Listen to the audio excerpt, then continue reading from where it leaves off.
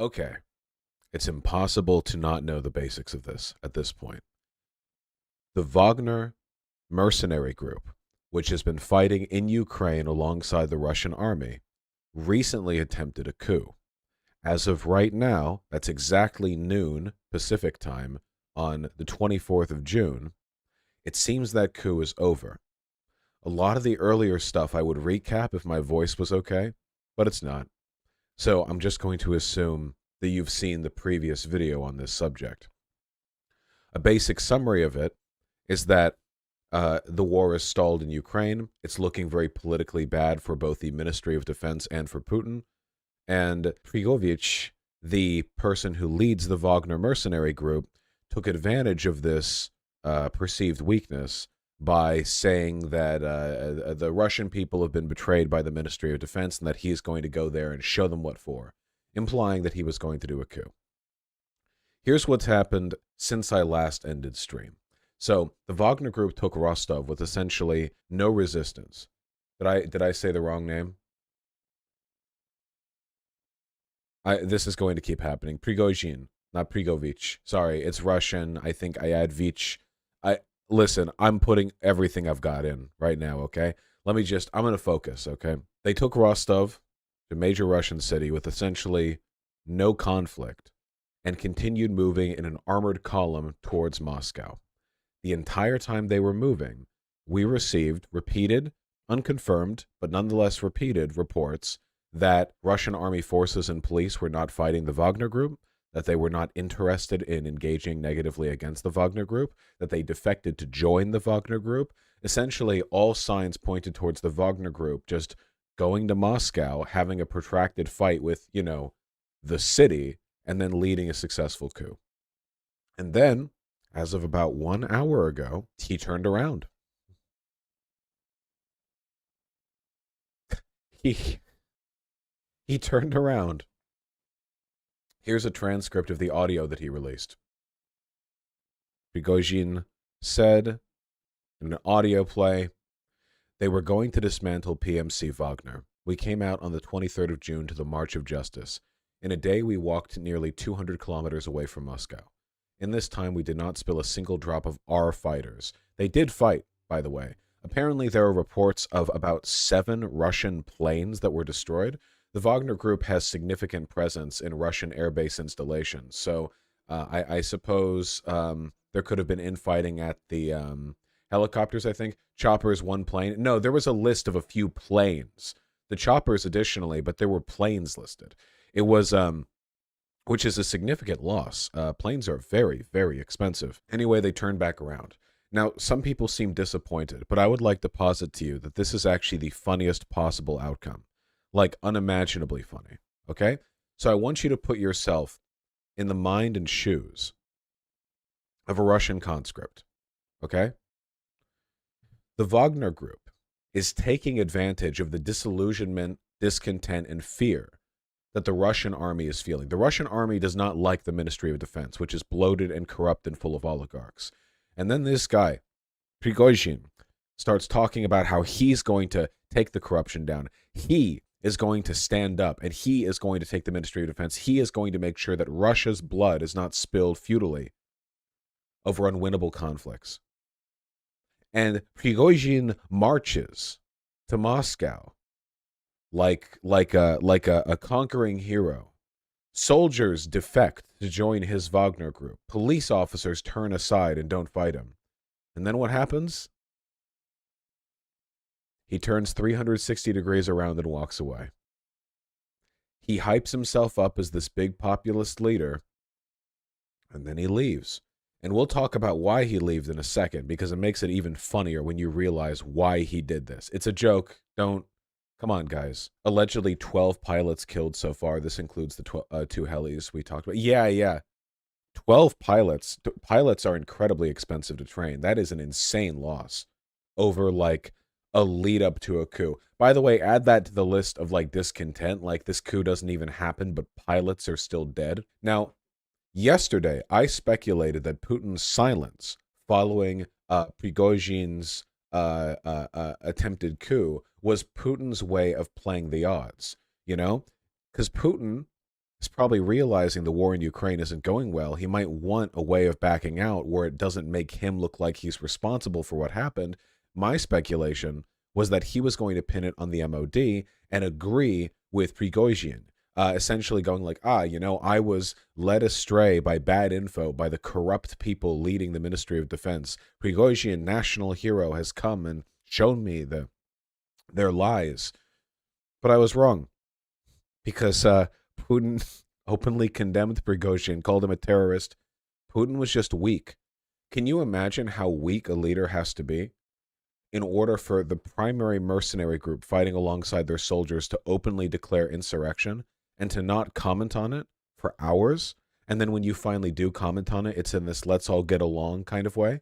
Unbelievable. Like, genuinely. Like, he responded slower to a coup attempt against him than Donald Trump did during January 6th when the coup attempt was meant to be for him, if that gives you any perspective. He was so slow to the bat on this one that, like, he fell below the standards that are met by leaders who are trying to do the coup, not resist it, when normally you would want to speak very quickly. But no, he didn't. Allegedly, he tried to flee the Kremlin. He tried to flee Russia. It's difficult to confirm reports like that. If he did flee, then he would have done so very early, unnecessarily so, because Moscow is a big and well-fortified city, as capital cities often are. I don't know if that's actually true, but his weakness in not responding more aggressively is undeniable. This still, by the way, gets a lot funnier. Okay, so why did Prigozhin turn around? Well, for those of you who don't know, the Wagner mercenary group does not just do work in Ukraine. They do work in lots of countries, largely in Africa. They do lots of bad stuff over there, folks. War crimes, massacres. They work with far-right dictatorial governments to murder protesters, their own population. They've been trying to do work in Burkina Faso. They've been trying to fight against ISIS in some of these countries as a way of cozying up to existing leadership. They have stolen wealth and resources. They own gold mines. They are very bad. It's not good. But, of course, a huge portion of their troops are currently concentrated in Ukraine because that's where the war is. The Wagner group and their leader, Prigozhin, have publicly disliked the Ministry of Defense for a long time. But in 1 week, on the 1st of July, they would have fallen under an order to make themselves militarily subservient to the Ministry of Defense. That is to say, they were under a jurisdiction order. Oh, the Wagner groups had a good time running around on their own, but nope, come July 1st, it's time for them to fall in line and basically be brought in as an official underling of the Ministry of Defense that Prigozhin hates. This entire coup attempt was to guarantee that our special boy Prigozhin would not have to take orders from a government bureaucrat. That is not a joke. That is real, honest to God life. It was that petty. Look at this. According to Russian state media, major changes to the leadership of the Russian Ministry of Defense, including changes to the current defense minister, Sergei Shoigu, and Army Chief of General Staff Valery Gerasimov, have reportedly been agreed upon in order to stop the march of the Wagner PMC group towards the capital, Moscow. These negotiations have reportedly included the assured, quote, security of the Wagner group. That's right. All that bluster, all of that revolutionary fervor, all of it was because he wanted to keep military jurisdiction over his special boys. Do you have any idea how bad this makes Putin look? Really think about it. This would be like Blackwater marching on Washington to renegotiate their contracts, and the White House giving up and giving them what they wanted. Like, it's unbelievable. It's insane. The idea of like a mercenary group, like this is some feudal warlord shit. This is like, oh, the king taxes my lands too greatly, then I shall show him, for my army is the greatest in the land, in the Holy Roman Empire. And you march on the king and say, oh, okay, well, okay, you get taxed less now. Great. That is the level this is on. This is legit like feudal warlord shit. This is barely even a state. This isn't even like a nation state. Oh yeah, not to mention the fact that Putin did indeed call the Wagner group terrorists, and now he has made a deal with those terrorists, and now they are working once again under the purview of the Russian government, meaning that Putin has to go like, oh well, they were terrorists for like a day, but not anymore. Putin has never looked this weak. I would not be surprised if something happens to him very soon. When you are a strong man, which Putin is, when you're a person whose promise to leadership, whose claim to the throne is your ability to hold a tight grip on a difficult nation, keep people together, and you fall for shit like this, barely responding as a mercenary group marches on you, explicitly denounces you, making deals with them, making deals over something so trite and petty. The Wagner mercenary group got the leadership at the Ministry of Defense changed by threatening a coup. It's unbelievable. But it gets funnier. Because there's one more thing that Prigozhin asked for. That we don't actually know. Again, information's a bit shaky right now, but it makes sense. I'm going to scroll down one tweet. These negotiations are also reported to include a stipulation that the majority of Wagner PMC forces will be redeployed out of Russia and Ukraine to Africa. That's right, folks. Our special boy, Prigozhin, is tired of the war and wants to run around Africa in short shorts, looting gold mines and shooting black civilians. The Nazi skull shape is reasserted its will on Prigozhin. So all of that populist fervor about like Russian conscripts dying in Ukraine, the pretext of the war being a lie, how he was going to bring order and justice to the system. No. Prigozhin is just a wealthy, lunatic, Nazi militiaman who wants to run around Africa LARPing as like a Rhodesia infantry. That is what Putin gave up for. Now, obviously, Prigozhin is a monster. Nothing that we've learned today or yesterday should give any of you the impression that this is some kind of like epic trolling of Putin. No, he is a Nazi. His skull-shaped demands he slaughter innocent black people. It is what he was born to do. He wants to go back to doing that. That is what he wants to do. From the perspective of like national security and analysis of Russian political relations, this is maybe the funniest thing I've ever seen. The idea of Putin lying his way into this war, and then Prigozhin doing this whole like blood of the soil, blood of the nation, we'll take our land back march on Moscow, only to immediately turn around and go, bye, the moment he gets his special big boy permission to not be under the direct control of the Ministry of Defense and go kill people in Africa.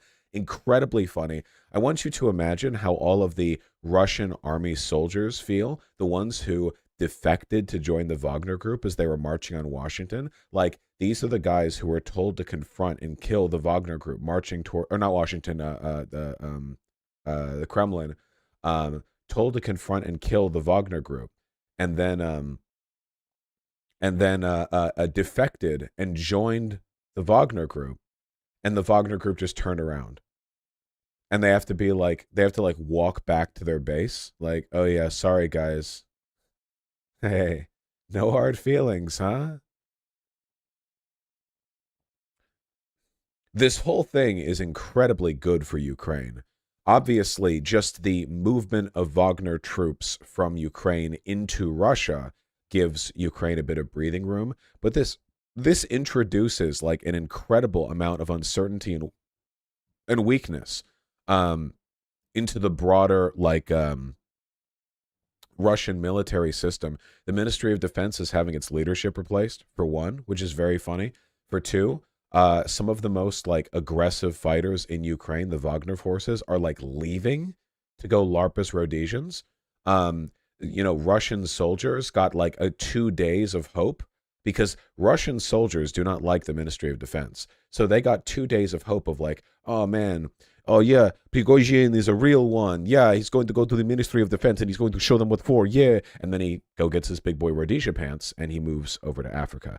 This is so funny. It really is. It's just like so evident in like the shape of the Russian oligarch skull that like you can't be in that position in life unless you have not just like a contempt for, but like a willing disregard for the existence of the well-being of the people underneath you. Pro-Wagner Telegram channels are rather angry about him stopping. Yeah, they are. Because, again, I want you to imagine what, like, the leadership of the Wagner Group were telling their soldiers, and the Wagner Group just like, oh, okay, I guess Prigozhin just wanted to run around in Africa and didn't want to be, like, under others' leadership. Wow. It's not a victory if they're just going to do more Nazi shit in Africa.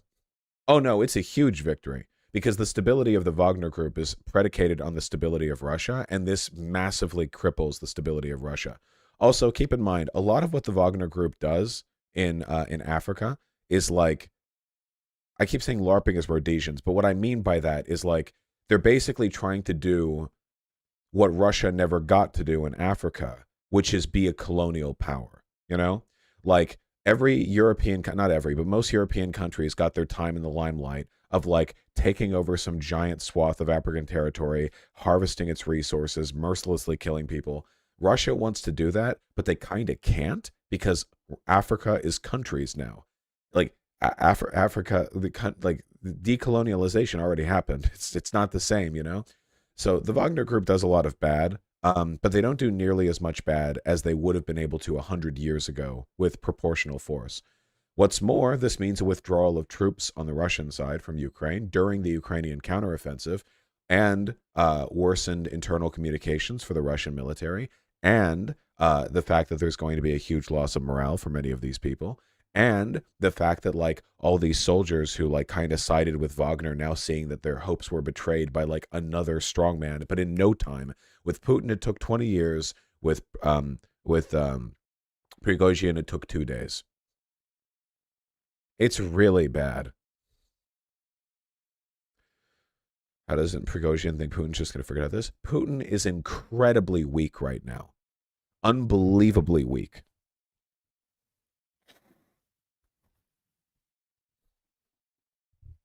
I don't know what kind of like emotional despondency the threat of Wagner set about in him, but he is like not present. He is absent at the seat of power. That what happened is insane. Bosch, the Minister of Defense, has been arrested. They're arresting him? Rumors are spreading among Russian law enforcement organs that Shoigu has allegedly been detained by Federal Protective Service of Russia. Dude, if Putin lets his top guys at the Ministry of Defense not only be removed, but arrested because you're special wannabe Rhodesian baby boy, this is just speculation, but like, we'll see, I guess. It's just, holy shit. Like, how do you think it makes Putin look? Putin, the guy who controls who's in charge of the MOD, that he'll just remove these guys because somebody made a run on Moscow. Unbelievable. Yeah, the precedent has been set that like any kind of internal threat will get you whatever you want. It's fully just like feudal shit. It's all feudalism. We're back to feudalism, baby. So the Wagner Telegram chats of people ripping up contracts. Jesus. Yeah, because a lot of these Wagner guys are true believers. It makes me feel that like, so the funny thing is that I thought that Prigozhin was going to do this like Germany post World War I thing where they talk about like the national defeat, the betrayal. Like, Germany could have won in World War I were it not for some people in our midst betraying us, or what American conservatives did after we pulled out of Vietnam. But in a funny way, I think the opposite's going to happen. I think a bunch of angry Wagner guys are going to be doing that with Prigozhin, right? Because Prigozhin could have taken Moscow, I'm pretty sure, and they know that, and they're more juiced up on propaganda than me. So from their perspective, they would go, we could have taken Russia back from the oligarchs and the bureaucrats, but Prigozhin betrayed us by telling us to turn around after he got a special big boy Rhodesia pants. Dude, it's like a fucking canon event, bro. It doesn't matter how you try to avoid it. There will be a group of like heavily armed military dudes in Russia who believe that their like great awakening was taken away from them by a national betrayal. Oh yes, Wagner has been given full legal immunity for the coup. So if you're a loyalist Russian soldier and your friends got killed by Wagner while they were marching on Moscow, you get to live with the knowledge that Putin caved and gave them complete immunity. No effort whatsoever to hold them to account at all, despite literally marching an armored column on the Kremlin. Like, just insane weakness. Oh yeah, here we go. Not to mention the stuff they've lost. 7 aircraft, 3 helicopters, helicopter. Oh no, I was I was wrong. Yeah, it's mostly helicopters. Still expensive. And an IL-18-22 communications transport aircraft.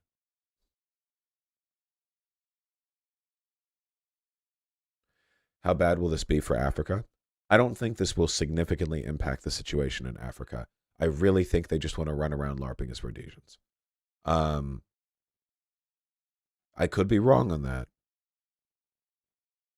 but we'll have to see. Look at Igor Gherkin doomering like he's never doomed before. Oh, this guy's like a hardcore Russian nationalist. I'm forced to admit with bitterness that the Russian Federation has come one step closer to its final and inevitable death. From now on, there are 2 presidents in the Russian Federation. The real president, Evgeny Viktorovich Prigozhin, and the nominal president, Vladimir Vladimirovich. I still can't believe that's real, by the way. Vladimir Vladimirovich Putin, like engineered in like a factory to produce the most Russian pair of, right? The main purpose of the nominal president is to periodically address the real president in a kneeling position with the question. Russian names be like, yeah, it's just funny. What would you like, Yevgeny Viktorovich? Never even in the most nightmare dream could I imagine I would see the shame and the death of my country. This is what I mean when I talk about that like narrative of national betrayal. You understand? There are a lot of hardcore far-right Russians who are not going to be happy with this. The worst case scenario, I think, is that those people end up being the future of this country. People who oppose Putin, not because he's a far-right dictator, but because he's not far-right and dictator enough. How is Prigozhin happy with this when he could have taken Moscow? Because he doesn't want to take Moscow. He wants to run around Africa in short shorts. That's what he wants. Guys, I'm not joking. He wants to be this guy, okay? Any political concessions he can extract that brings him closer to being this guy makes him happier. Anything that takes him away from this makes him less happy. This is what he wants to be. Will Africa just stomp Wagner? Oh, you don't know the deal. First of all, Africa's not a country. It's like 50 countries. Second of all, Wagner works with the countries. Africa, the continent, is full of dictators, and the dictators work with Russian mercenaries as military leadership, as training for their guys, arms deals, wealth extraction, that kind of stuff. They're not just running around Africa like doing nothing. Like they're carving out little spaces for white supremacy. Putin is going to have to mobilize new conscripts to replace Wagner. How do you even run this conflict from Putin's perspective? You've shown yourself to be miserably weak. Prigozhin, in like this surge of populist interest, threatened to take you down, but then didn't because he would rather go have fun in the bush. What are you going to do? Conscript more? No. It's bad. It's bad. I said this before, and I'm right. This was the most consequential moment of the war since the armored column marching on Kiev was destroyed. I also want to point out, hey, Canoe. Oh, wait, that's definitely not Canoe. Thanks, fake Canoe. I also want to point out that I've been right all along. Remember, I said, and I've always been insistent, the main reason why I think supplying weapons to Ukraine is in the service of peace is because if Russia breaks against Ukraine, it will cause internal conflict that will destabilize the country. The real goal is not just the military defeat of Russia, but the internal destabilization of Russia, because strongman governments do not easily weather military defeats. I think it's very likely that in the coming weeks, we will see massive gains for Ukraine that we might not know right as they happen. I know I'm being annoying, but this Belarus situation is very concerning. My voice is going again. Для Білорусі сприяльні умови для знищення диктатури імкліво наближаються. Гэта пачатак канца вялікай тыраніі. Я звяртаюся да ўсіх беларускіх вайскоўцаў. Не ўдзельнічайце ва ўнутраным канфлікце Расіі. Гэта грамадзянская вайна на... Of what relevance is this? Нас не тычыцца. This is back when the coup was still on. It's old news.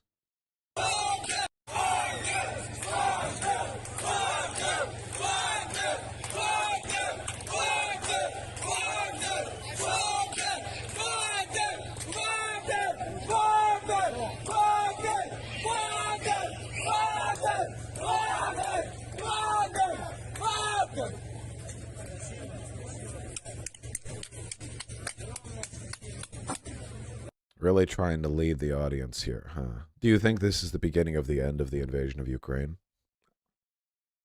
I don't think it's helping. What we must keep in mind, of course, is do not let the Biden crime family distract you from Hunter Biden's thick, girthy cock. Yep. That's it for me.